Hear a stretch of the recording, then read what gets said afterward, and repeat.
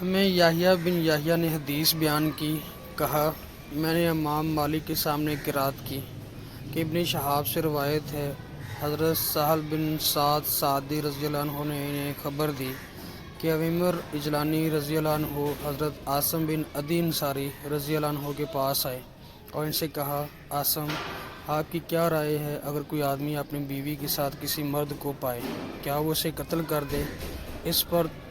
تم اسے قصاصاً قتل کر دو گے یا پھر وہ کیا کرے؟ عاصم، میرے لیے اس مسئلے کے بارے میں رسول اللہ صلی اللہ علیہ وآلہ وسلم سے پوچھیے۔ چنانچہ عاصم رضی اللہ عنہ نے رسول اللہ صلی اللہ علیہ وآلہ وسلم سے دریافت کیا تو رسول اللہ صلی اللہ علیہ وآلہ وسلم نے اسے غیر پیش آمدہ مسائل کو ناپسند فرمایا اور ان کی مذمت کی، یہاں تک کہ عاصم نے رسول اللہ صلی اللہ علیہ وسلم سے جو بات سنی وہ انہیں بہت گراں گزری۔ جب عاصم رضی اللہ عنہ واپس اپنے گھر آئے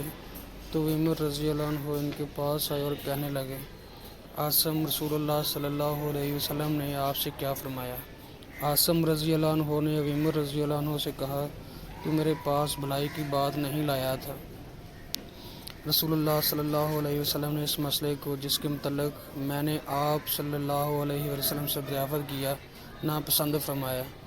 ابو عمرو رضی اللہ عنہ نے کہا، اللہ کی قسم میں نہیں رکوں گا یہاں تک کہ میں خود اس کے بارے میں آپ صلی اللہ علیہ وآلہ وسلم سے دریافت کر لوں۔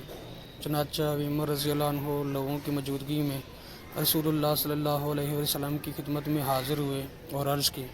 اللہ کے رسول، آپ کی اس آدمی کے بارے میں کیا رائے ہے جو اپنی بیوی کے ساتھ کسی غیر مرد کو پائے، کیا وہ اسے قتل کرے اور آپ قصاصاً اسے قتل کر دیں یا پھر وہ کیا کرے؟ تو رسول اللہ صلی اللہ علیہ وسلم نے فرمایا،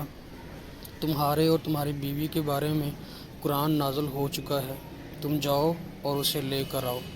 حضرت سہل رضی اللہ عنہ نے کہا، ان دونوں نے آپس میں اعلان کیا، میں لوگوں کے ساتھ رسول اللہ صلی اللہ علیہ وسلم کی خدمت میں حاضر تھا۔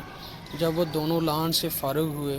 ابو عمرو رضی اللہ عنہ نے کہا، اللہ کے رسول، اگر میں نے اب اس کو اپنے پاس رکھا تو گویا میں نے اس پر جھوٹ بولا تھا۔ اس کے بعد رسول اللہ صلی اللہ علیہ وآلہ وسلم کے حکم دینے سے پہلے ہی انہوں نے اسے 3 طلاقیں دے دیں۔ ابن شہاب نے کہا، اس کے بعد یہی اعلان کرنے والوں کا شرعی طریقہ ہو گیا۔